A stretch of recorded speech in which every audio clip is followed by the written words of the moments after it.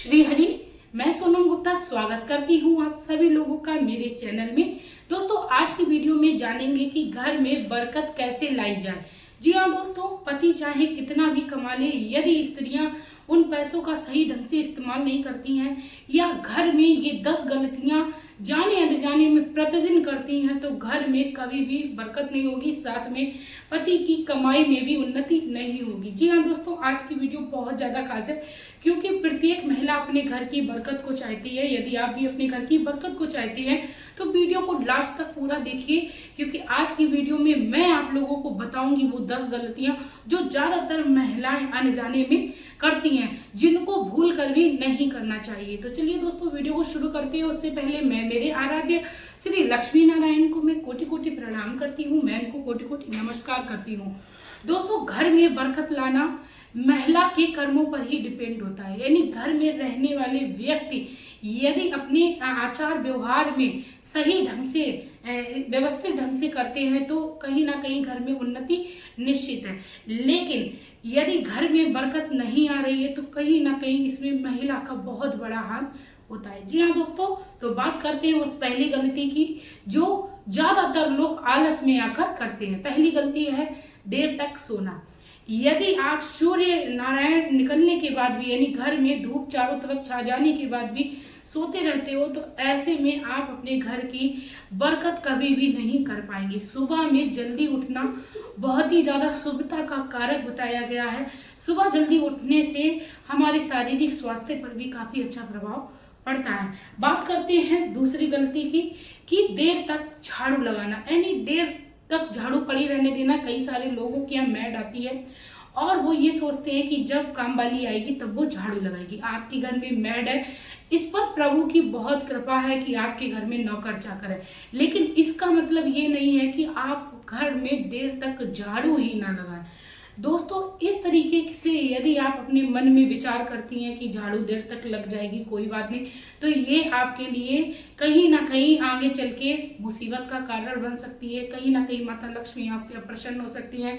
तो मेरे कहने का मतलब ये है कि आप सुबह उठ के सबसे पहले झाड़ू का नियम अपने हाथों से जरूर करें, क्योंकि स्त्रियों को लक्ष्मी स्वरूप बताया गया और जब एक लक्ष्मी अपने घर की दरिद्रता को निकाल देती है, यानी घर की गंदगी को निकाल देती है, तो कहीं ना कहीं घर में उन्नति के रास्ते खुलने लगते हैं। तीसरे नंबर की गलती के बारे में बात करें तो वो है देर से नहाना। जैसा कि अभी सर्दियों का मौसम शुरू होने वाला है तो अब ज्यादातर महिलाएं क्या करेंगी, बहुत सारी जगहों पर है लेकिन हर जगह पर नहीं है, कि सुबह सर्दी की वजह से अपने पति का यदि खाना बनाना होता है वो भी बना देती है, बच्चों का भी लंच बना देती है, यानी पर डे का नियम बना लेती हैं कि लास्ट में नहाएंगे सीधा धूप में बैठ जाएंगे जाके। यानी लेट तक यदि कोई भी स्त्री नहाती है, यानी लेट नहाती है, तो ये भी घर में उन्नति में कहीं ना कहीं बाधा डालती है। दोस्तों, स्नान 3 तरीके के बताए गए हैं। 4 से 5 बजे का स्नान जो है वो देव स्नान बताया गया है। इसके बाद 5 बजे से लेकर 6 बजे तक का जो स्नान है वो ऋषि स्नान बताया गया है। यानी महिलाओं को या घर के सदस्यों को चाहिए 6 बजे से लेके 9 बजे तक, हद है वैसे तो 8 बजे तक स्नान कर लेना चाहिए, क्योंकि ये मानव स्नान बताया गया है। 8-9 बजे के बाद जो स्नान होता है उसे राक्षस स्नान बताया गया है। राक्षस स्नान तो भूल कर भी किसी को भी नहीं करना चाहिए। हाँ, कभी कभार 2-4 महीने में ऐसा हो जाता है कि बहुत ज्यादा टेंडम में काम अटका है तो आप ऐसे कर सकते हैं, लेकिन आपको प्रतिदिन नियम पूर्वक ये गलती नहीं करनी है। आप यदि आपके घर में बहुत जल्दी आपके बच्चे स्कूल जा रहे हैं, हस्बैंड आपके जॉब पर जा रहे हैं या शॉप पर जा रहे हैं, तो आपको ऐसे में क्या करना है, जल्दी से आपको स्नान कर लेना है। आपको बहुत रगड़ रगड़ के नहीं नहाना, सिर्फ और सिर्फ आपको नियम करना है कि आपने नहा लिया है। बाद में आप अपना बॉडी की साफ सफाई देख सकते हैं। इसके बाद आप यदि प्रतिदिन पूजा नहीं करते हैं, अपने काम के चलते हुए आपको लगता है आप बहुत ज़्यादा बिजी हैं, तो ये आपकी बहुत बड़ी गलती है। आपके घर में और सदस्य पूजा करते हैं, बहुत अच्छी बात, लेकिन मैं ये नहीं बोल रही हूँ कि आप बहुत देर तक मंदिर में जाके पूजा पाठ करें, लेकिन हाँ, आप अपने मंदिर में जाकर जरूर से भगवान को प्रणाम ही क्यों ना करें। प्रणाम करने में सिर्फ और सिर्फ 1 मिनट लगता है भगवान के आगे नतमस्तक होने में। इसके अलावा आप अपना सारा समय अपने परिवार को दे सकते हो, लेकिन मंदिर में जाना प्रत्येक महिला का अनिवार्य है। जी हाँ दोस्तों, इसके साथ ही घर में घंटी और शंख की ध्वनि बहुत ही ज्यादा शुभ बताई गई है। जिस भी घर में घंटी और शंख की ध्वनि होती है वहां पर कभी भी नकारात्मक ऊर्जा वास नहीं करती है। धूप बत्ती दीपक जिस भी जगह पे जलाया जाता है वहां पर दिव्य शक्तियां यानी देव शक्तियों का वास होता है। तो इसीलिए हिंदू धर्म में पूजा पाठ का विशेष महत्व बताया गया है। घर की स्त्री यदि भगवान श्री सूर्य देव को जल चढ़ाती है तो घर में यश कीर्ति बढ़ती है, साथ में व्यापार में भी तरक्की होती है। तो जिस भी घर में यदि महिलाएं भगवान श्री सूर्य देव को जल नहीं चढ़ाती हैं उस घर में आप देखेंगे उन्नति होते होते रुक जाती है। तो भगवान श्री सूर्य देव को जल चढ़ाना हिंदू धर्म में विशेष बहुत ही ज्यादा महत्वपूर्ण बताया गया है। इसके साथ ही भगवान श्री सूर्य देव को जल यदि आप अपने बच्चों के हाथों से चढ़वाते हो तो ये भी आपके बच्चों में बुद्धि का विकास कराता है। ठीक है, तो भगवान सूर्य देव को ये जल अवश्य चढ़ाना है। अब बात करते हैं कि वो 5वीं कौन सी गलती है जिसको प्रत्येक महिला करती है। जैसे कि मैंने बताया सुबह बहुत जल्दी होती है, तो पहली रोटी भूल कर भी हमें अपने घर के सदस्यों को खाने के लिए नहीं देनी है। यदि आप बहुत जल्दी में हो तो आप 2 छोटी छोटी गोल टिक्की बनाकर तवे पर या 1 टिक्की बनाकर तवे पर पहले डाल दो, उसको हटा दो और कोशिश करिए कि पहले आप 1 रोटी गाय या पक्षियों के लिए जरूर से निकालें, उसके बाद घर परिवार के सदस्यों को खाने के लिए दे। क्योंकि ऐसे ही हमारे हिंदू धर्म में मानता है जो भी स्त्री घर में पहली रोटी बनी हुई गाय को देती है या पक्षियों को खिलाती है तो ऐसे घर में पितृदोष से मुक्ति मिलती है, साथ में घर में उन्नति के रास्ते खुलने लगते हैं। तो उन्नति यदि आप अपने घर की चाहते हो तो पहली रोटी आप गाय माता के नाम की या पशुओं के नाम की निकालना शुरू कर दीजिए। इसके साथ ही 7वीं गलती, आपको कभी भी अपने गैस से सब्जी, यदि आप सब्जी या जो भी आप रोटी के साथ व्यंजन बनाती हैं उसको डायरेक्ट आप किसी को ना परसे, मतलब कढ़ाई से आप कलछिल से निकालकर तुरंत किसी की प्लेट में सब्जी को ना सर्व करें। आपको पहले कढ़ाई नीचे उतार के रख लेनी चाहिए, उसके बाद ही सभी को जो सब्जी है या खाना है वो सर्व करना चाहिए। ऐसे ही ठीक रोटी को भी कभी भी हमें डायरेक्ट गैस से लेकर यानी चिमटे से दबाकर किसी की प्लेट तक नहीं पहुंचाना चाहिए। यानी रोटी को आप पहले चिमटे से अच्छे से नीचे रख लीजिए, उसके बाद आप उसमें प्लेट में रख के ले जाएं। मतलब कभी भी हमें बिना प्लेट के रोटी सर्व नहीं करनी चाहिए, इससे भी हमें कई प्रकार की परेशानियों को सामना करना पड़ता है। यानी रोटी कभी भी हमें हाथों में किसी को नहीं देनी चाहिए, किसी पात्र में रखकर ही सर्व करनी चाहिए। अब बात करते हैं कि गुरुवार के दिन किसी भी महिला को बाल नहीं धोने चाहिए। ज्यादातर लोगों को पता होता है, लेकिन ये बात किसी को नहीं पता होगी। कभी कभार ऐसा हो जाता है साल 2 साल में कि बहुत ज्यादा जरूरी हो जाता है गुरुवार के दिन, जैसे कोई बहुत अटेंडम में काम आ गया है या साल की बहुत बड़ी कोई पूजा है, उस समय हमारा मासिक धर्म चल रहा होता है, 7वां दिन होता है, तो फिर ऐसे में हमें ये लगता है कि आज हम बाल धुल लें, भले क्यों ना गुरुवार हो और हम साल भर की जो पूजा आई हुई है उसको कर लें।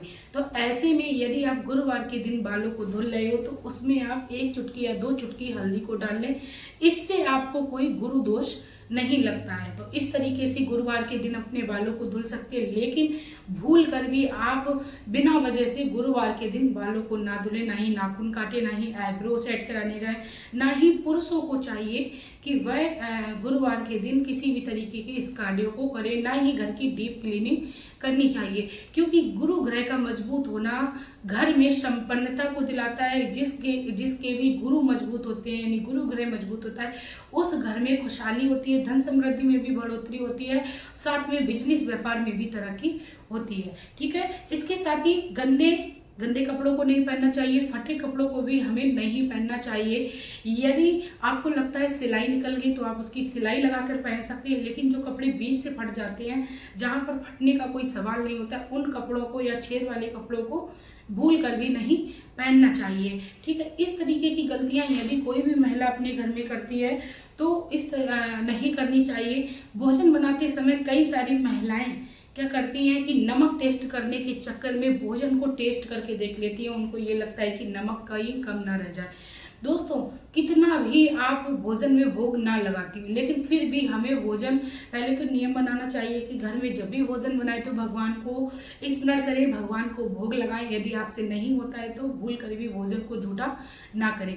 एक दिन गलती होगी, 2 दिन गलती होगी, तीसरे दिन आपको अंदाजा लग जाएगा कि किस सब्जी में हमें कितना नमक डालना है। जैसे आपको एक अंदाजा होता है कि घर में इतनी ही सब्जी खाई जाती है, तो वैसे ही एक अंदाज हो जाता है कि हमारे घर में जब भी सब्जी बनती है तो उसमें आधा चम्मच ही नमक परफेक्ट होता है। वैसे ही आपको 3 दिन में समझ में आ जाएगा, आप उस तरीके से करिए। लेकिन आप भोजन को झूठा करने की भूल कर भी गलती ना करें, क्योंकि दोस्तों बहुत सारी ऐसी बरकत से लेकर जुड़ी हुई जानकारियां हैं और जो कि बिल्कुल भी मिस ना हो, आपके घर की उन्नति हो। इसीलिए मैंने अपने को नोट्स बुक पे पहले से ही इसे रखा है।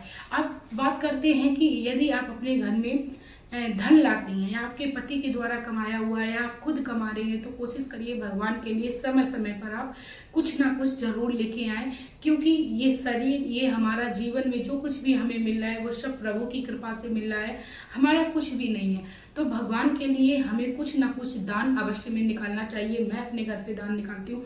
मैं ये नहीं कहती हूँ मैं मंथली में निकालती हूँ या मैं पर डे निकालती हूँ, लेकिन हाँ, जब भी मुझे लगता है कि आज चलो भगवान के लिए निकालते हैं तो मैं निकालती ज़रूर हूँ।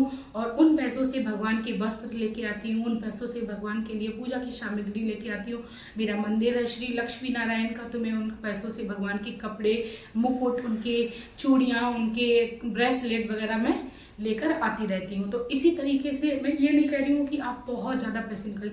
आप में यदि सामर्थ्य 5 रुपए की है तो आप 5 रुपए निकालिए, पर भगवान के नाम का कुछ ना कुछ अवश्य ही निकालें। इसके साथ ही दोस्तों हमें दान पुण्य समय समय पर करते रहना चाहिए। कभी भी हमें अपने घर पर आए हुए व्यक्ति का अनादर नहीं करना चाहिए। यदि हम अपने घर पर आए हुए किसी भी भिखारी या किसी भी व्यक्ति को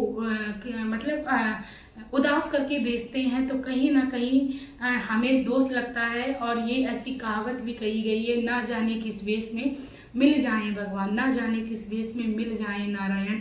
इसीलिए हमें कभी भी अपने द्वार पर आए हुए अतिथि या द्वार पर आए हुए मांगने वालों को कभी भी निराश करके नहीं जाने देना चाहिए।